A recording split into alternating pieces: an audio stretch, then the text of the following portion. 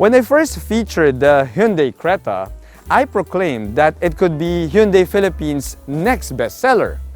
Now mind you dude, I haven't even driven the car yet at that time, but thankfully, Hyundai Motor Philippines has now engaged me and lent me this gorgeous beauty right here.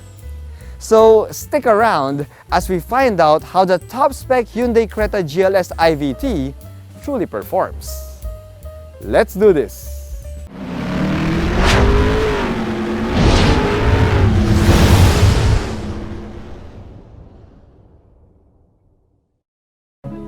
There are two types of subcompact crossovers in the segment. One that offers value and another that gives a premium experience. The Hyundai Creta straddles the line between these two types since it has a lot of premium features while remaining quite affordable. Coming in at 1,388,000 Philippine pesos, this top-spec Hyundai Creta GLS IVT is more affordable than the Honda HR-VS and the Mazda CX3, but it delivers more tech and amenities than both contenders. However, price and features aside, does the top-spec Hyundai Creta have what it takes to deliver a smooth and convenient driving experience? Let's find out. Here at Reagan's Rides, we do car reviews of SUVs, sports cars, trucks, and everything in between. So subscribe and hit the bell. The Hyundai Creta is the only remaining subcompact crossover in the Hyundai lineup here in the Philippines since we already lost the Hyundai Venue and the Hyundai Kona. So essentially, this Creta has a huge task, which is to defend against other subcompact crossover offerings like let's say the more affordable Kia Stonic, all of the subcompact crossovers coming from Chinese car brands, as well as the small crossovers from Japanese car makers like the newly revived Mazda CX3 and the Honda HR-V and the Toyota Corolla Cross. Now this Hyundai Creta truly has big shoes to fill, but dude, I'm telling you, it does that job really well. Right off the bat, you'll notice that the overall build quality is fantastic, dude. I mean, it looks nice, but when you take it out for a drive like where we are now, then you'll realize that Hyundai really went all out to pamper the Creta's passengers. Now, the first thing that I noticed with this vehicle is just how quiet it is. I mean, you don't hear any road noise. We're on the highway now and all of the environment noise is perfectly muted. The Nvh is phenomenal and wind noise is practically non-existent, dude. I mean, it's really quiet. And that makes this cabin such a comfortable space, and it makes you feel like you're driving a car that probably costs like twice as much as this Hyundai Creta. See, I got to drive the Hyundai Creta extensively in Cebu when Hyundai Motor Philippines invited us to go on the Hyundai Cebu adventure with the Hyundai Creta, and despite having nearly no sleep the night before because our call time was absurdly early, I mean, I didn't really feel stressed out when I drove the Hyundai Creta.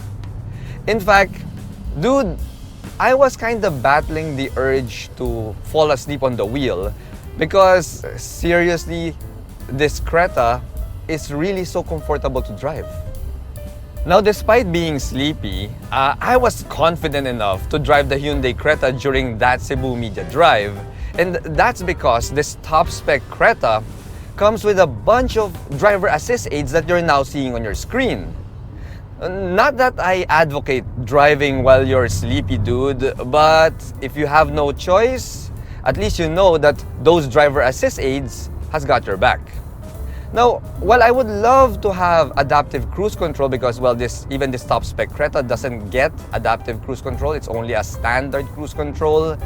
Well, I also understand that Hyundai Motor Philippines needed to cut off some features to keep the price competitive. Not that it's necessary if you're driving in places like Cebu or other places. I mean, adaptive cruise control is nice to have if you have wide open highways like where we are now. We're on the Skyway here in Metro Manila. But otherwise, it's not really a deal breaker for me. I mean, it is a necessary cut to keep the Hyundai Creta's price more affordable.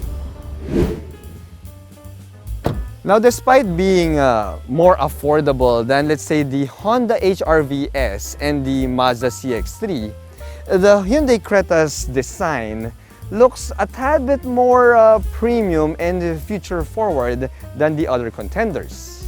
Now, I especially love the way that they designed this front grille here and the way that it integrates with these LED DRLs. You see, dude, it has that really classy look, especially when you pair it with this magnetic silver paint job. Now, I'm pretty sure that some of you there will be asking me, like, how does these LED headlights perform, considering that they're kind of mounted a little bit lower here. But dude, I've driven the Hyundai Creta at night, in rain, and in foggy conditions, and I can tell you that these LED headlights performed as expected. Now, that striking paint job makes itself well known when you go here on the side. You see, the top-spec Creta GLS IVT has a blacked out two-tone roof here, which when you pair it with this magnetic silver paint job, makes this vehicle such an attractive car. Now, dude, that is especially true when you include those two-tone diamond-cut 17-inch alloy wheels. Now, as for the mechanical bits, well, the top-spec Creta GLS IVT comes with standard mechanical bits here. We have four-wheel disc brakes, and for the suspension, it rides on MacPherson's up front and a coupled torsion beam at the back. Now, the ground clearance is also a standard 200 millimeters, which is pretty decent for a subcompact crossover.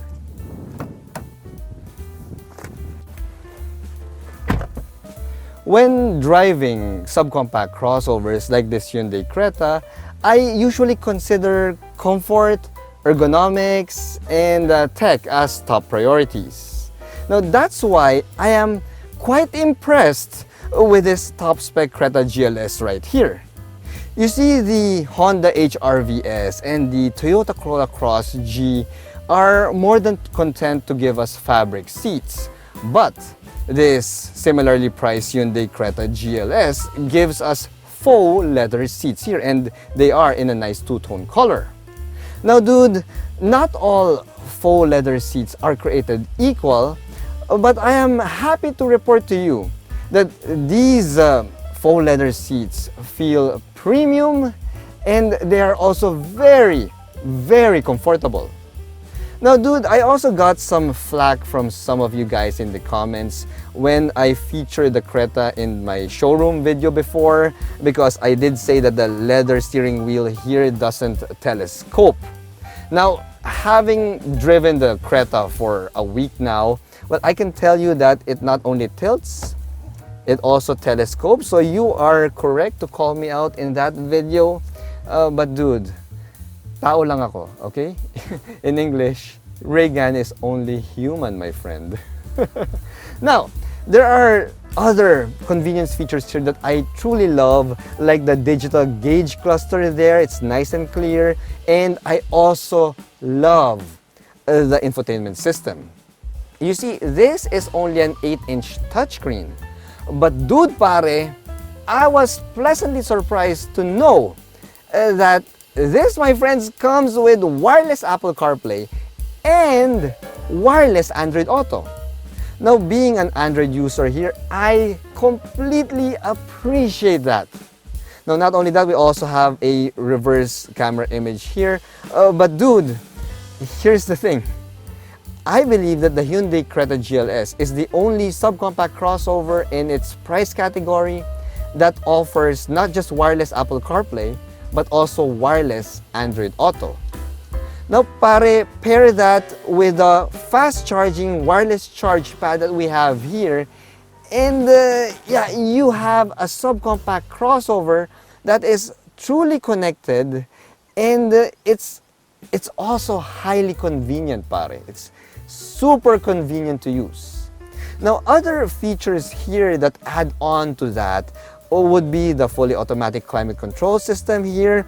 We also have an electronic park brake with an auto hold button, and of course, a leather padded center armrest right here. Now, dude, this cabin design as well is also truly premium, although of course the materials are hard plastics, as I mentioned in my showroom feature, but still, the design, the aesthetic of this cabin kinda looks like that of a smaller Hyundai Palisade.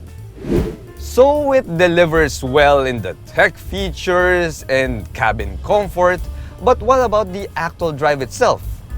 Well, aside from driving this Creta for the past week, I also got to drive it in different conditions in the island of Cebu. We drove through twisty roads, uphill climbs, wet and muddy terrain, and the Creta performed beyond expectation. You see, the 1.5-liter 4-cylinder gasoline engine here may deliver only 113 horsepower and 144 newton meters of torque. But dude, the acceleration feel, well, it felt peppier. It felt peppier than the more powerful Honda HR-V S. And I would give credit to the way Hyundai Motor tuned the IVT transmission. You see, we have an intelligent variable transmission here, which is Hyundai speak for CVT, and it just felt meatier and more robust in the low end, which means that the Creta has has that much needed grunt when you're driving around in city speeds. That also means that the rubber band feel of most CVTs, well, yeah, that's been reduced and completely minimized in this Hyundai Creta. Of course, when you pop it in sport mode, we do have drive modes here, and you put the pedal to the metal, then you would feel a little bit of that rubber band effect as that IVT transmission struggles to keep up with the added power that you're giving to the vehicle. Still, guys, if you're driving under sensible driving conditions, like what we're doing now, we're just doing a relaxed drive, then this Hyundai Creta feels a lot smoother and more refined than the other contenders. Fuel efficiency is also a big plus for this small crossover because it netted me 12 kilometers per liter in the city and 22 kilometers per liter on the highway. Now, dude, that's in eco mode, but we were 4 adult passengers inside the car. So yeah, I would say that fuel consumption is really above average. It's really pretty good. Now, the handling is also a good surprise for me because the Creta was able to handle the twisty roads around Cebu. Even if we had 4 passengers inside, it didn't feel floaty, and the suspension also didn't really bottom out. So those are 2 big pluses, at least in my book. Now, the steering feel though is expectedly numb. It's numb, but at least it's not overly light, such that it doesn't feel like you're driving an arcade game. Now, a huge advantage of the Creta over the other subcompact crossovers in the segment is the amount of backseat space that this small crossover can give you. I mean, dude, let's check it out. Now, despite being a subcompact crossover, the Hyundai Creta has tons of backseat space. Now, dude, that is great news if you're starting a family. We don't get a panoramic sunroof here, but you don't really need it because this back seat feels so spacious and airy already. Now, it's also a well-appointed back seat because we do get a pair of rear AC vents there, a USB charge port with a thoughtful cubby for parking your smartphone, and we also have a center armrest here with a pair of cup holders. No Hyundai Creta review video will be complete unless you show off this rear end. You see, this, my friends, is the most distinctive rear end design in the subcompact crossover segment. You see, we get these full LED taillight units here in an all-original design, and it truly separates the Creta from the rest of the pack. Now, dude, when you pop open the manual liftgate here, well, the Creta gives back over 430 liters of trunk space, which is good enough for a pair of medium-sized luggage here. The Hyundai Creta impressed me because it delivers in all the right areas. While it may not have the most powerful engine in the category, it more than makes up for it by giving a truly comfortable and quiet drive. It also offers a true wireless connectivity system, which nobody else in the segment gives. Now pair that with a solid and well-built drive feel, and it's easy to see why the Hyundai Creta GLS is a top choice in the subcompact crossover segment. Thanks for watching.